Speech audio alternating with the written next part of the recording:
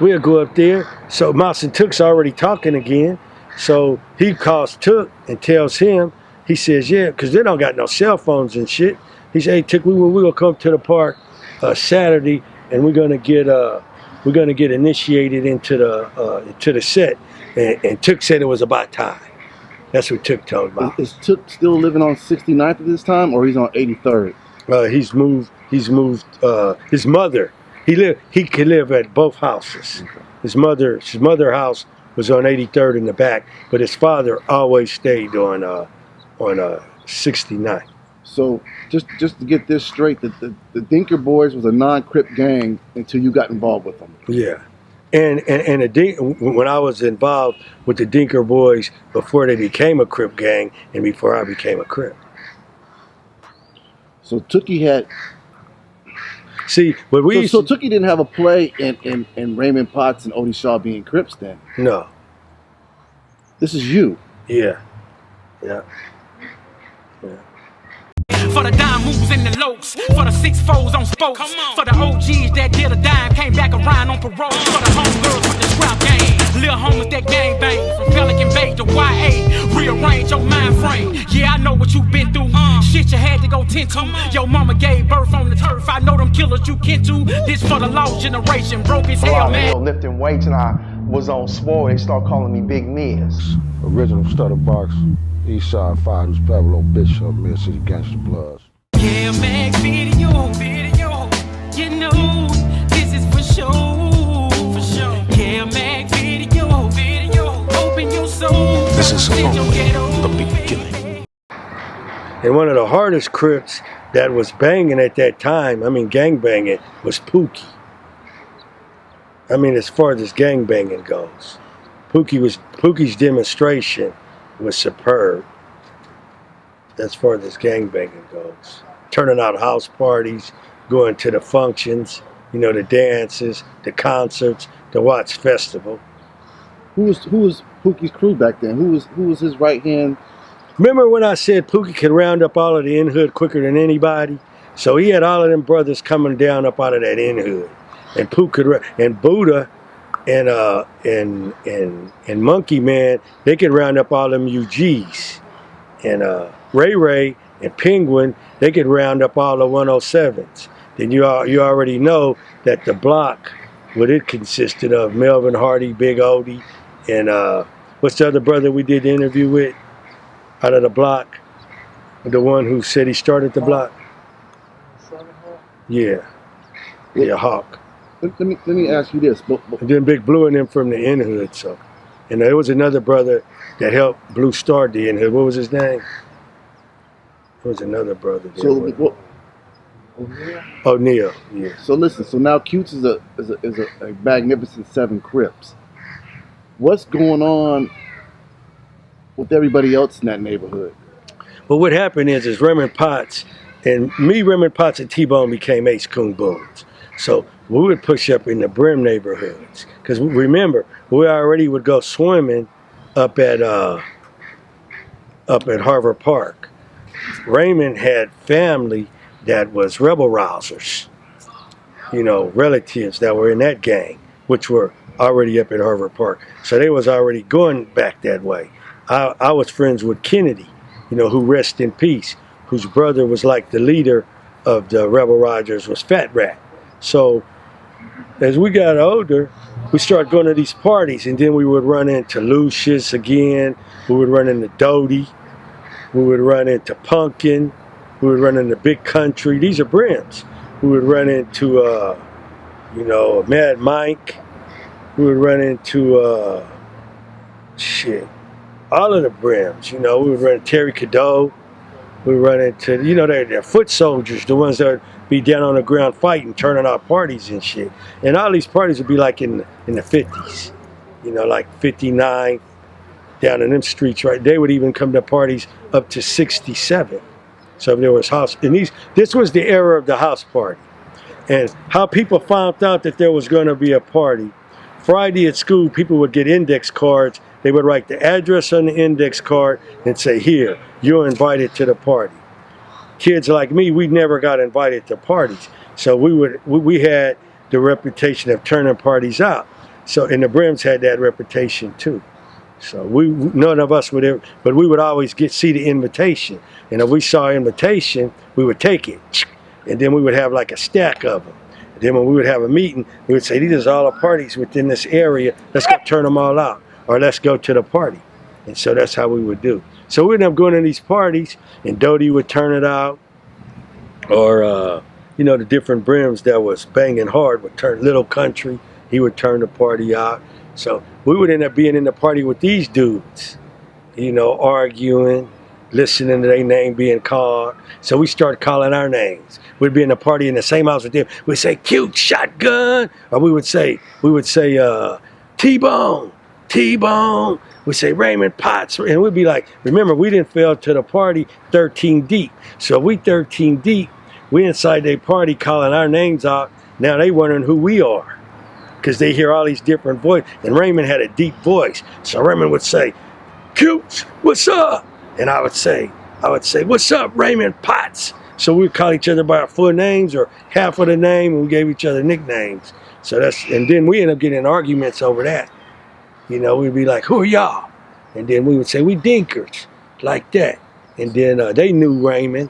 They knew me because they would seen us when we were little kids, you know, swimming at the park and shit. So let me ask you this. So you're basically east of Western. So you guys got your Crip gang on that side. Yeah. Who were the first West Side Crips that you know of that was on the other side of Western?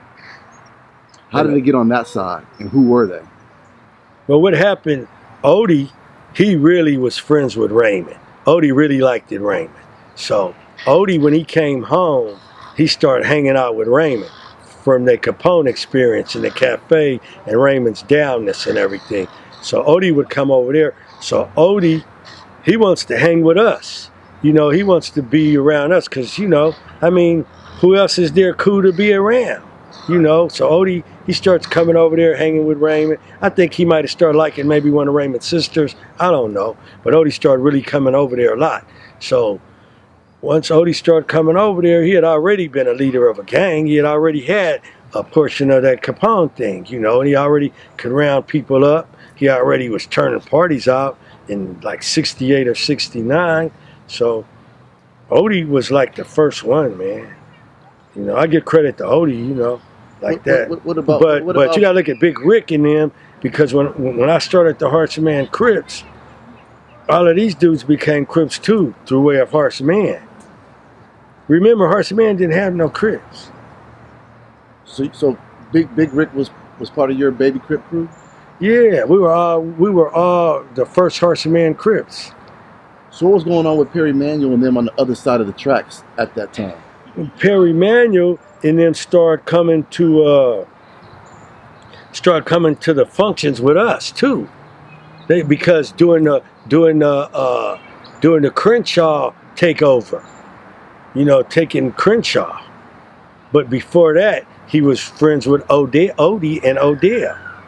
So he was already hanging with them. So whatever conflict that Odie was in, Perry's gonna be in it too. Or I'm gonna be in it too. I'm gonna ride with them.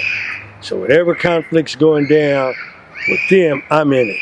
So let me ask you, if you can give a roll call of the original West Side Crips in the 60 streets, before the sets and all that, the first dudes to be cripping, can you give me a roll call? Yeah, but I don't want to say that they were West Side Crips. But I'm gonna give you a roll call of the first Crips that was. So wait, you make a distinguish between Crips and West Side Crips? Yeah, because you got to understand, when we called each other the West Side Crips, we didn't have the entities of the different names of the sets. Even though we were Magnificent Sevens, we didn't push that name out front. West Side Crip was the name. So you don't consider yourself a West Side Crip? I consider myself a West Side Crip. Give me a roll call of the Crips in the 60s before the sets. Oh, before the set started? Yeah, north of Florence. Horseman area on back, Normandy, Western. Who was cripping back then in those early days? Okay, so soon as you got the Horseman in 1970, 71, soon as you got there, you became a Crip. So the guys who first became Crips that I remember was Rayford, which is known as Sidewinder, Hunchy, he became a Crip. Big Rick, he became a Crip. Moncrief, he became a Crip. Bad News wasn't a Crip, but he went to the school at that time. Perry Manuel had already left the school. Odie and them had already left. They were already gone. So they became Crips after that. That's it. I just kind of wanted to. I just really wanted to get the pre 60 Crips. That's kind of where I wanted to go. Yeah, I wanted to know. And you got to realize who was Cripping before the bishops and the Van Ness boys were over there. Oh yeah. And all that. I wanted to know what the landscape was. Oh yeah. You had Odie, you had Perry Manuel, you had Raymond Potts. All of these dudes were they became Crips. So I got a question. Who was Sidewinder from Skull and all them? They were all Crips too. Okay. Everybody got along. Everybody was basically on the same page back then. There was no division. Okay. You know. There was no front hood. There was no back hood or anything. You know, but all of these dudes all of these dudes started being Crips in 1970, 71, right around there. Even later 72. You know, and then on. The gangs started evolving more. Everybody started putting their name in it, you know, and putting their take on it. Which you can only experience what you experience within your generation and within your time. It doesn't make you any less than a guy who got a car before you got a car, or the guy who got a leather jacket before you got a leather jacket. Now you wearing a leather jacket, you know, but you just got your leather jacket at this particular time. It doesn't mean that the guy who got the leather jacket before you is any cooler than you. It just means he got a leather jacket before you. So a lot of people, you know, they just let their egos get in the way of history, and it shouldn't be that way. But I was just a Crip, you know. So that's how it was. So Cute, what it sounds like to me is Donald Archie really brought you into the Crips. Yeah, Donald Archie definitely brought me into the Crips. Not even Tookie. And I grew up being with Tookie since '65, but he didn't bring me into the Crips. Donald Archie influenced me to become a Crip. Okay. And it was through conflict. And it sounds like to me you brought Raymond Potts and that crew into the Crips. Yeah, and it doesn't take much to just be humble and just tell the truth. You know, if you want to talk about history, then you talk about history. Just don't try to paint yourself as the one. You know, I'm not saying I'm the one, but I'm saying in this history, I'm the one that had introduced Crip to that neighborhood. Because some of those guys really didn't like Crips, because if you remember with the thing with Mouse's girlfriend and Ruben and all of that stuff that had transpired, it kind of like set those guys against each other in that fight that it took place up at the cafe, you know, within those streets right there. And it was called, you know, we're going to label it the Cafe Boys versus the kids from the 80s. And we all know that conflict kind of like put a rift in relationships with kids that at once went to Horace Mann at the same time, pre-Crip, you know. So that's how that goes. You know, so it took some of the kids that lived in the 60s on this side of Florence, you know, to buy into being a Crip, you know, after that conflict. You know, I don't know if feelings were hurt or what was hurt, but they finally said, okay, I'm going to be a Crip. Odie finally wanted to be a Crip. Raymond Potts finally wanted to be a Crip. Perry Manuel finally wanted to be a Crip. Now, before they were Crips, what were they? They were some down-ass kids that was fucking up. That when they come into the house party, if you didn't know them and you were in the crosshairs, then you're going to get fucked up. So that's the domino effect I was looking for right there. Yeah. To see how it spread throughout the 60 streets.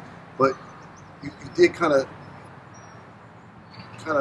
went along with the argument on from the homie side that Tookie didn't have no influence on their cripping. You kind of like stamped that by saying that Donald Archie influenced you and you influenced Raymond Potts. So that kind of jumps right over Tookie.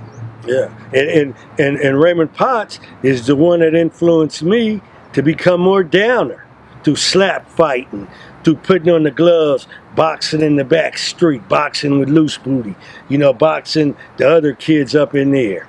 You know, that's what we would do. We would get out in the street and fight, you know, before there was even a Crip. Like 57, I reckon. 56.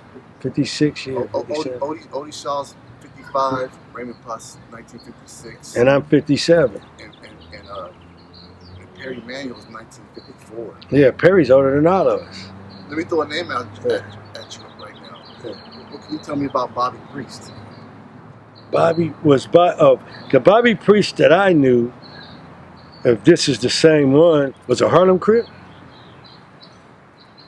Godfather? Yeah, he was my friend. He stayed down the street from the laundry off of a Western, and I want to say down in the 30s it's either the 30s or the 40s, the 30s, maybe the 50s. But it was a laundromat, and Priest stayed down there. He used to always wear a LBJ hat, and he was a good brother. He was a hustler, and he was cool. I remember him. He was my friend. Someone in the comments section said Odie Shaw went to YA. And he picked up neighborhood Crip from a 6 Deuce neighborhood in YA. That's not true. And he brought it back.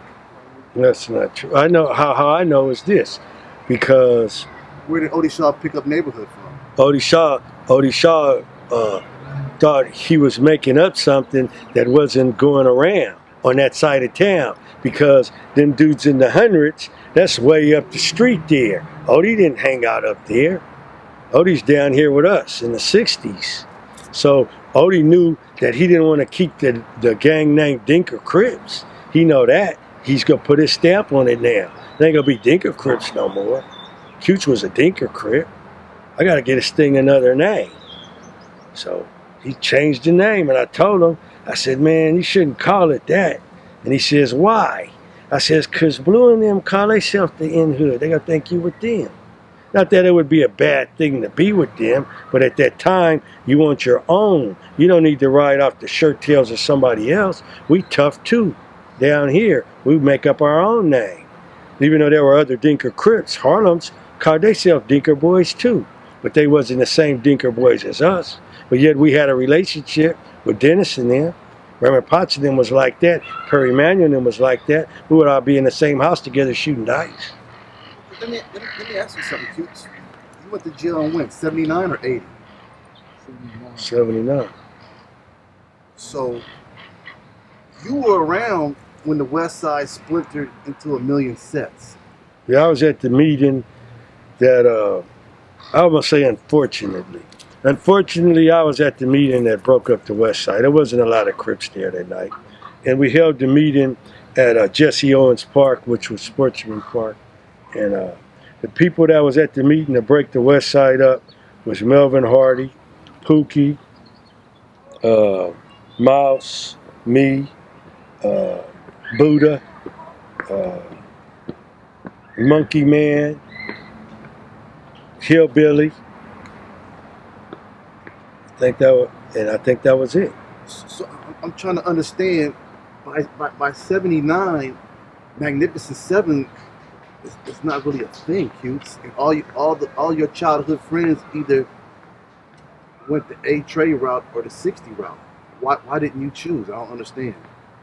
Because the reason I didn't choose is because this is before they were rivals. Way before there was rivals. I'm never going to stop, being with something that I was a part of the foundation of. To come in someone else's set and be a part of that and not have the ranking of a general. I'm the only Magnificent Seven left. In the joint, I was the only Magnificent Seven. But I had enough strategic sense to know how to build an army within that, you know, and not claim them as Magnificent Seven, but let them be whatever set they was from. But I would show them, you know, how to do things, you know, how to survive, techniques, and, you know, I got street smarts and I got game, you know, and I got thug. So I know how to interact with other people who had the same thing, you know, without stepping on people's toes. But I'm not going to be disrespected, you know, in any area that I'm at, where I'm at. And so I always represented the Magnificent Seven. And all of my homeboys and rivals could respect that. But look, your little brother ended up turning into an A-Tray, Machine Gun Rusty. Was this after you went to the penitentiary or before? It was my little brother Lucky was A-Tray before I went to the pen. And my brother Rusty, he became A-Tray. I was already incarcerated. And that didn't influence you to keep it a family affair and roll with the bros? No, because I had more West Side Crip in me than them, you know, and I felt I had a deep bond with Odie and with Raymond Potts, and with, you know, when things would happen to my family, these were dudes I could go to and get artillery. These was dudes I could go to that would just Stacy Bullocks, and these dudes would be like mad as I would be on shit that was personal to me, and they would always show up. Did you know the homie Pinky on Keniston? Oh, I got a story about Pinky. All right, so here we are at Horace Mann Junior High School. So a young Pinky, he's like in the 7th grade. So Pinky, he has on this blue, powder blue brim, and it's beautiful. And he got it busted down. He got his fro sticking out the side. I know Pinky through Fred Hill. So Pinky comes over there, and I say, damn, I said, that's a clean ass hat. I said, why don't you let me sport it for a little while? And then Fred said, that's the little homie cutes. And then I said, oh, okay. Because he know I want to try and push up on the hat, right? So I told Pinky, I shook his hand, and I said, all right, little homie, that's a cool hat, man. One day you ought to let me sport it. And then he said, okay, I'll think about it. And I said, all right. And so I'm over by the gym at Horace Mann. So Pinky comes over there, his naturals pressed down where his hat used to be.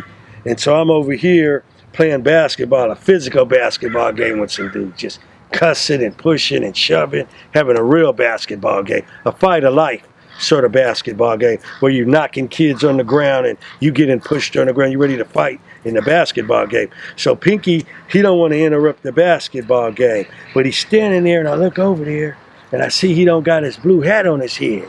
And it's lunch. So I say, wait a minute. And I can see he's upset by his expression on his face. And I said, hey, I says, little man, where your hat? He said, this big kid took it. And I says, oh, fuck that shit. I took the ball and slammed it on the ground. I said, show me the kid who took your hat. So now all of the basketball players are Horace Mann Crips. So we all mob over there. All the basketball, they see, because I took the basketball, I slammed it, and I mobbed off with Pinky. And so Pinky said, he took it cute. And guess who it was? Butchie's big brother that just got out of Norwalk, which is a little baby YA. So he had the hat on, and he had a cocked ace deuce like the brims wear theirs. Crips would wear their brims busted down in the front. Brims would wear theirs kind of to the side. So brims were at Horace Mann at the time? Yeah. So I walk up on him like this. And he's a husky kid because he's just getting out. He did 6 months. So I walk up on him like this, and I go, pow! And I slap the hat off his head. And the hat flies off his head and tumbles that way. And we just get to tagging each other. bam, bam, bam, bam, bam. And I'm fast because I'm a kid, and I'm putting dogs on him. All over. He can't get his momentum and shit. So I'm just putting it now. We're in the area with the awning and all these tables. So I get him over the table. Boom, he flip over the table. We all fall and shit. Then we get back up. We start scuffling, fighting some more. Now we hear these whistles blowing, and the security guards is running. So all the kids break and run. Choo, choo. Now they don't see who was fighting. So I go up to my classroom, and I'm up there, and I'm sitting down in my classroom, breathing hard. Then all of a sudden, I hear somebody say, "Cutes, here he comes." You know, in the hall, this dude's coming to fight me some more. Pinky already got his hat back. So the kids say, "Cutes, here he comes." So I jump up, we get to fighting in the classroom, putting it down again. Bing, bing, bing, bing, bing, bing. So he don't come to Hearts of Man no more. But his little brother still goes there. So little Butchie still goes there. So Rusty says, "Is that the dude's little brother you fought?" And he said, "You fought that dude's big brother, right?" And I said, "Yeah." He says, "Okay, I got to fight Butchie." And I says, "All right." So Butchie, we all pushed up on Butchie. We're like 17 deep. And I said, "Hey, Butchie," I said, "ain't none of us going to jump on you. Me and your brother already had a fair fight twice." And I said, "You and Rusty got to fight."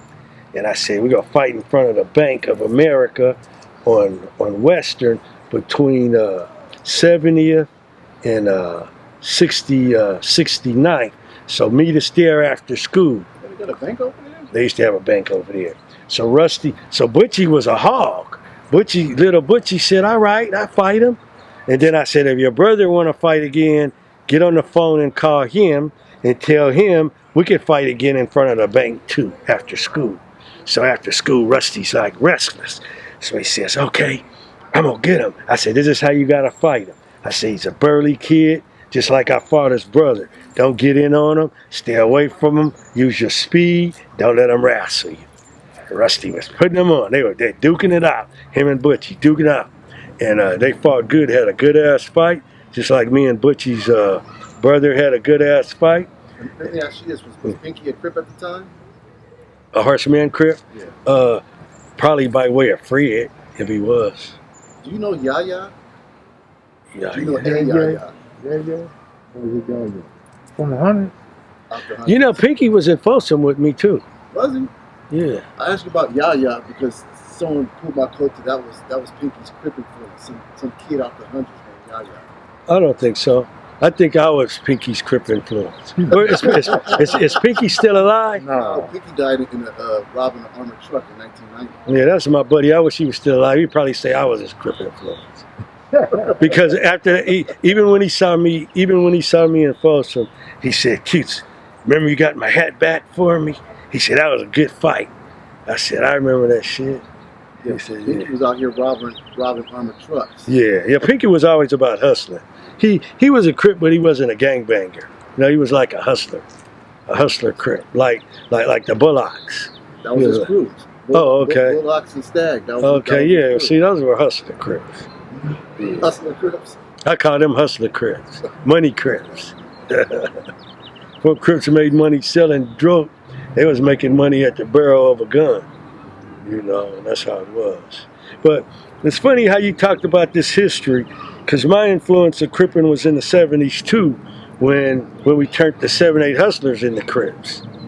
Because they were just 7-8 hustlers. Then Jan Brewer was pushing up on them, so they wanted to know how to do something about that. You know, so. Why do you think there's a disconnect between the first generation Crips and the generations to come afterwards? Why recognition is not given? Through incarceration and a generation gap. Anytime you got a gap within a set, because the set has been in existence for so long, and things change their name, then it creates people don't know history. Because if you ask the person, okay, here's a test right here. What was your great-grandfather's name? Just think about it.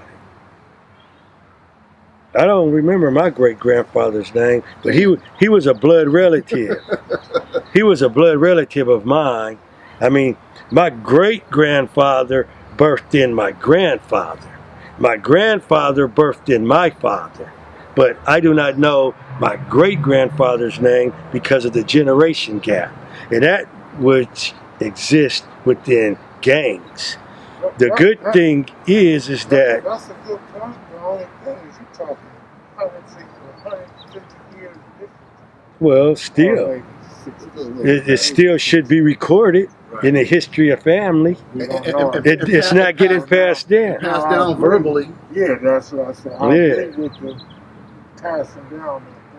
Yeah. Let me ask this: you never mentioned Babyface, but you and Babyface are in a newspaper article together in 1977 at the Long Table. What was your relationship with Babyface in 1977? And y'all the same age. He was my friend. I would be with him. You know, we would be together. We'd be together at parties. You know, we would be. How did you even come across Babyface? I met Babyface. I guess, fighting. At that party of Lucky's. Fighting. Conflict. Through conflict.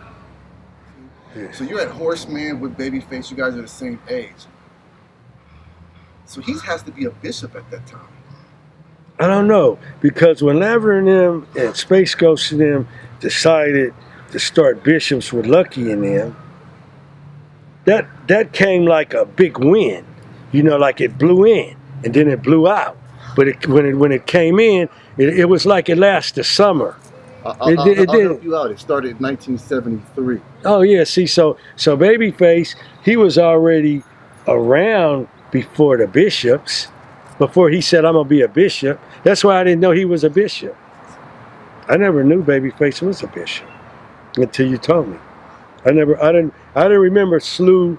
I didn't remember Slew, and I didn't remember Babyface, and I didn't remember his brother, you know, Huey.